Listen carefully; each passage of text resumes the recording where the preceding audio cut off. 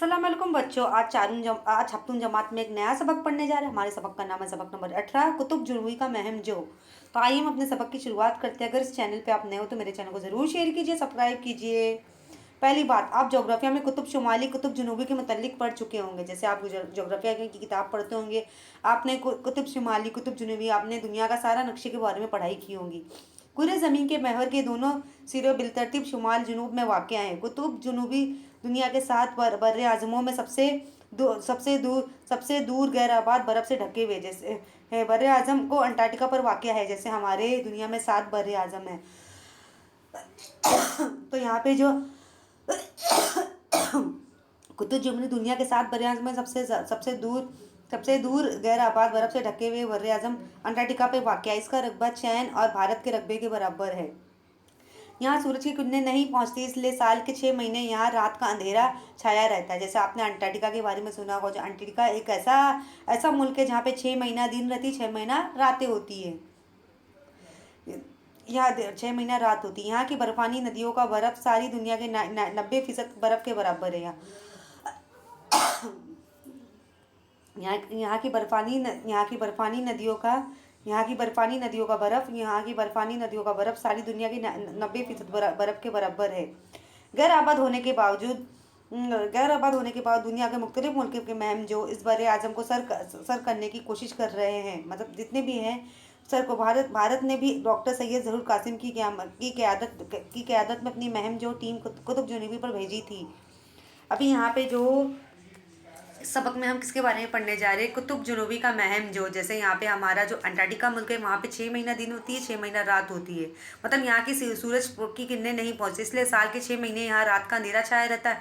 मतलब ये बर्फानी इलाका है ना, जहाँ पे आपने देखा होगा जो पेंगुइन होते हैं वो वहाँ पे रहते हैं। वैसे ऐसे परिंदे वहाँ पे पाए जाते हैं क्योंकि वहाँ पे बहुत सारी बर्फ़ होती है। तो ये बर्फानी मुल्क है। यहाँ बर्फानी नदियों का बर्फ सारी दुनिया के 90% बर्फ के बराबर। गैर आबाद होने के बाद दुनिया के मुख्तलिफ मुल्क के महम जो इस बर्रे आज़म को सर करने की कोशिश कर रहे हैं। भारत ने भी डॉक्टर सैयद ज़हूर कासिम की क़यादत अपनी महम जो टीम जुनूबी पर भेजी थी। तो आइए हम अपने सबक की शुरुआत करते हैं। हिंदुस्तान के माहिर बहरियात कुतुब जुनूबी के महम जो सैयद ज़हूर कासिम ज़िला इलाहाबाद के रिक्सवाड़ गाँव में 31 दिसंबर 1966 को पैदा हुए। जैसे यहाँ पे जो हिंदुस्तान के माहिर बहरियात है जो हमारे मुल्क वगैरह में वो मुआयना करते थे, पता लगाते थे, तो वो कब पैदा हुए। यहाँ पे जो है सैयद की महम जो सैयद ज़हूर कासिम ज़िला इलाहाबाद के रिक्सवाड़ा गांव में पैदा हुए। 31 दिसंबर 1946 को पैदा हुए। उनके वालिद सैयद जमीर कासिम यहाँ के ज़मींदार थे। वो कई बागत के मालिक थे। जैसे जो सैयद ज़हूर कासिम वो कौन है, मतलब वो यहाँ पे इस पे कुतुब जुनूबी के महम पे वो जानकारी कर रहे थे, वो मतलब मुआयना कर रहे थे। तो उनकी पैदाइश 31 दिसंबर 1966 को। उनके वालिद सैयद ज़मीर वो ज़मींदार थे, मतलब खेती बाड़ी का काम करते थे। उनके कई बागात थे, उर्दू फारसी में शायरी भी करते थे। ज़हूर कासिम की वालिदा फ़ाकिरा बेगम निहायत वज़ेदार खातून थी। अभी उर्दू फारसी में भी शायरी करते थे। उनके जो अब्बू थे उर्दू फारसी में भी शायरी किया करते थे। ज़हूर कासिम की वालिदा फ़ाकिरा, उनकी जो अम्मी थी फ़ाकिरा बेगम निहायत वाज़ेदार खातून थी। उन्होंने अपने बच्चों की तरबियत में कोई कसर नहीं छोड़ी, उन्हें तालीम दिलवाई। ज़हूर कासिम अपने तमाम भाई बहनों में सबसे बड़े थे। अभी ज़हूर कासिम अपने तमाम भाइयों में से सबसे बड़े भाई थे।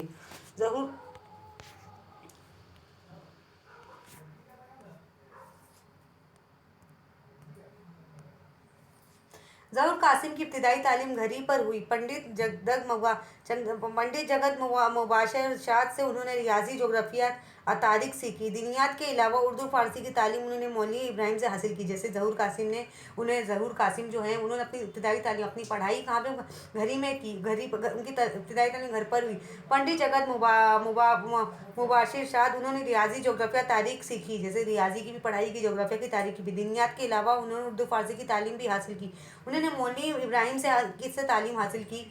जमा शसुम से उन्हें स्कूल में दाखिल किया गया।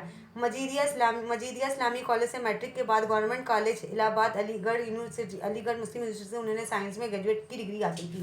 जैसे वो तालीम हासिल कर रहे थे, पढ़ाई कर रहे थे। उस वक्त क्या हुआ, उन्होंने रियाजी, जोग्राफिया, तारीख सीखी, फिर दिनियात की तालीम हासिल की। 7वीं जमात में स्कूल में दाखिल किया गया।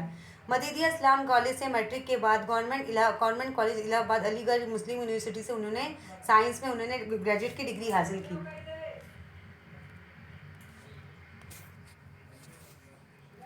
इसके बाद ज़हूर कासिम ने 1951 में इल्म हैवानात में एमएससी का इम्तिहान इम्तियाजी नंबरों से पास किया। जैसे यहाँ पे ज़हूर कासिम में वो अपनी तालीम तो हासिल करे, तो उस दौरान 1951 में इल्म हैवानात में उन्होंने एमएससी का इम्तिहान अच्छे नंबरों से पास किया। इस कामयाबी पर अलीगढ़ मुस्लिम यूनिवर्सिटी उन्हें सोने के तगमे से नवाजा और शोबा इल्म हैवानात में लेक्चर का अहदा पेश किया। इस कामयाबी पर जैसे वो पढ़ाई कर रहे थे अपनी आगे की इल्म हैवानात पे भी एमएससी उन्होंने अच्छे नंबर से हासिल की, तो उनकी कामयाबी अलीगढ़ की मुस्लिम यूनिवर्सिटी उन्हें सोने के तगमे नवाजा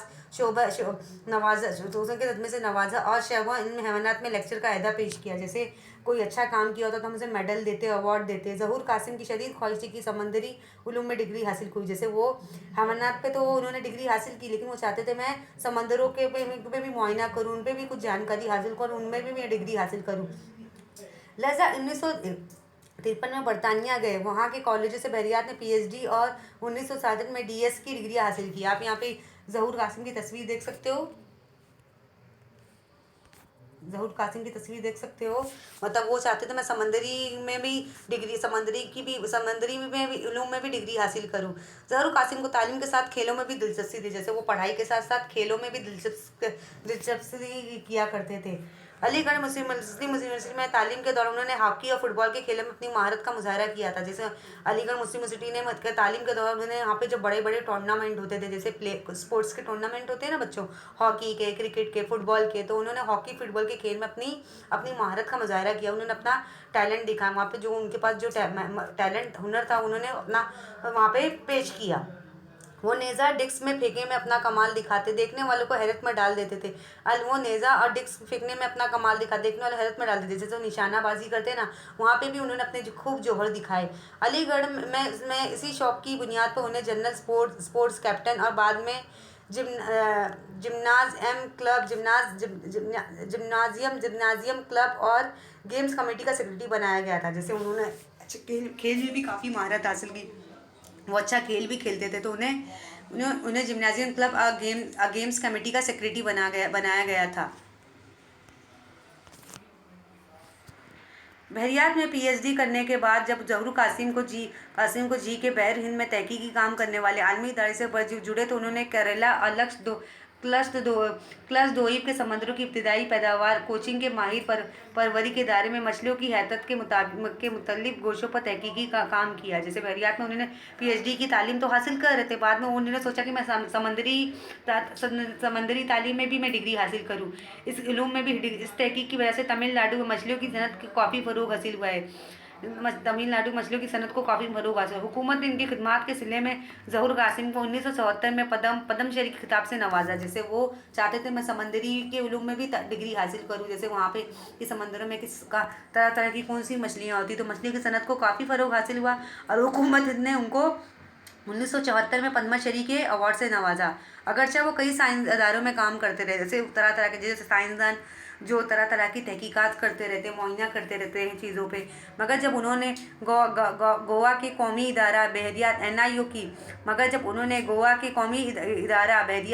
की जिम्मेदारी को संभाला, तो उनके रास ताल्लुक समंदरी तहकीक से हो गया। मगर जब उन्होंने गोवा के कौमी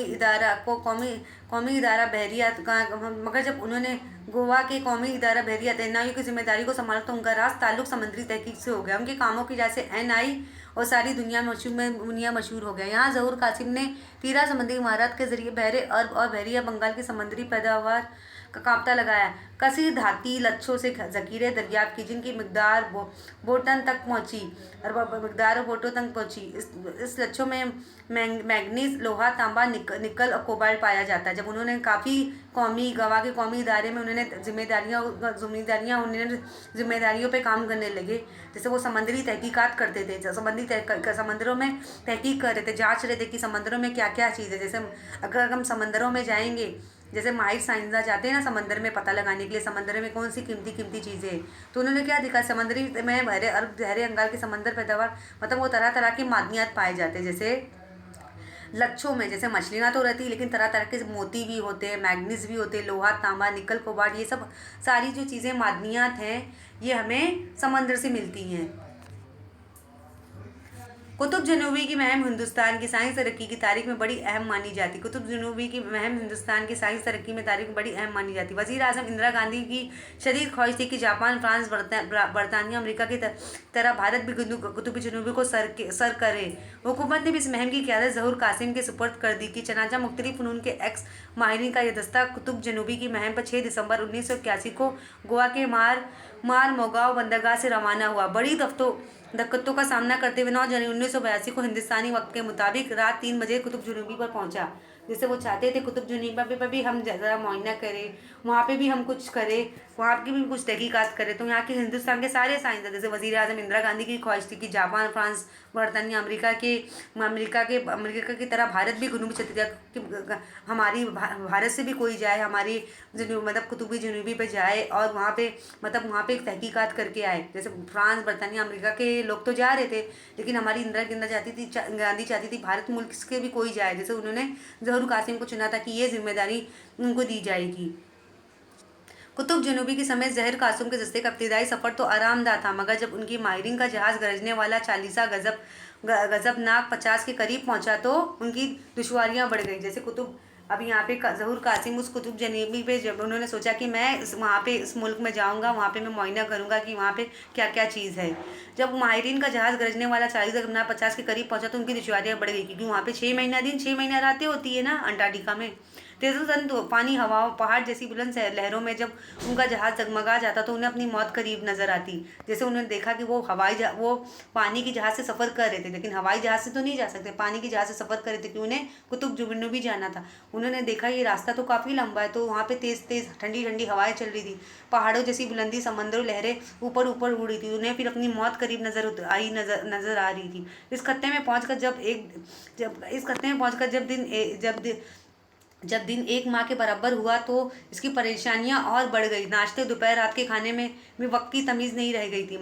जब उस खत्ते में पहुंचे, कुतुब जनूबी में पहुंचे, तो उन्हें एक दिन उन्हें 1 महीने के बराबर नज़र आ रहा था कि यहाँ पे ना कोई खाने पीने चीज़ें की दस्तियाबी, ना ही सुबह का नाश्ता, दोपहर का खाना, ना रात का खाना, कुछ भी मौजूद नहीं था। मतलब किसी चीज़ में तमीज़ नहीं थी। ये लोग जब नींद आती सो जाते और जब भूख लगती तो खाना खा लेते।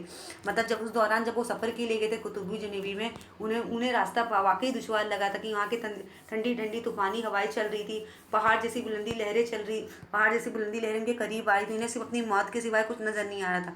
उस खत्ते में वहाँ पे पहुँचे तो उन्हें 1 महीने के बराबर हो रहा था कि वहाँ पे दिन काटना काफ़ी मुश्किल था, कि वहाँ पे ना सुबह का नाश्ता, दोपहर का खाना, रात का खाना बिल्कुल दस्तियाब नहीं था। जब उन्हें नींद आती तो सो जाते, अगर भूख लगती तो खाना खा लेते। इस तब्दीली की वजह से उन लोगों में चिड़चिड़ापन आ गया था। जैसे अगर हमें कोई भी मौसम हमें सूट ना करे, हमारे ऊपर कुछ असर ना करे, तो हमें हमारे जहन में काफ़ी चिड़चिड़ापन आ जाता, कि हम गुस्सा दिखाने लगते। इन चेहरों पर मायूसी छाई रहती। कभी कभी इनका जहाज बर्फ़ के दो में फंस जाया, इनसे टकरा जाता तो उन लोगों पे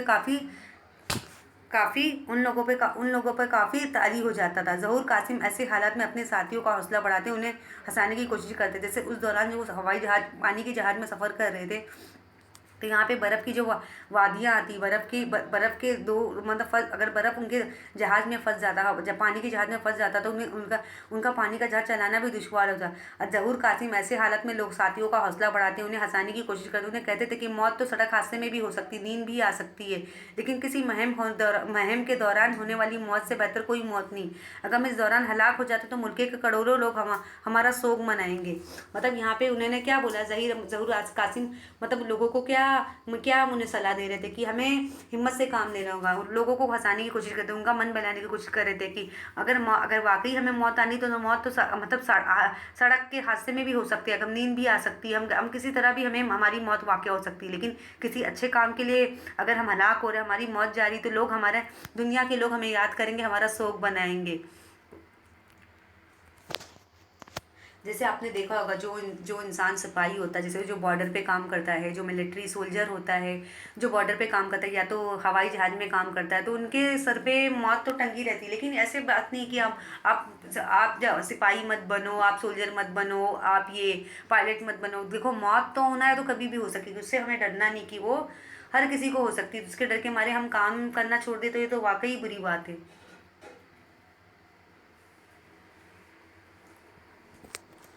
कुतुब जुनूबी पहुंचे तो महम जो ने मिलकर वहाँ एक 20 कैंप तारीफ किया, भारत का परचम लहराया। जब वहाँ पे कुतुब जुनूबी अंटार्कटिका पहुंचे तो वहाँ पे हमने एक कैंप तामीर किया, जैसे एक कैंप बनाया, भारत का वहाँ पे भारत का तिरंगा परचम लहराया। वहाँ उन्होंने एक खुदकार मौसमी स्टेशन भी कायम किया।